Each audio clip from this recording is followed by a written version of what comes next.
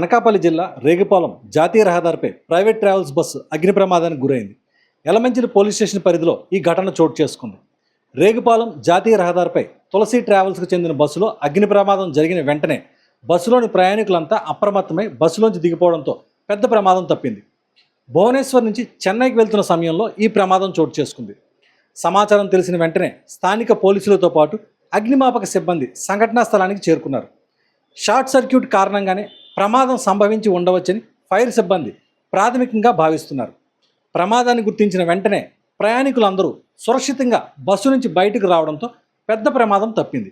అగ్నికి ఆహుతవుతున్న బస్సును అగ్నిమాపక సిబ్బంది తీవ్రంగా కృషి చేసి మంటలు నార్పే ప్రయత్నం చేశారు. ఘటనపై పోలీసు అధికారులు ప్రయాణికుల వివరాలు అడిగి తెలుసుకున్నారు.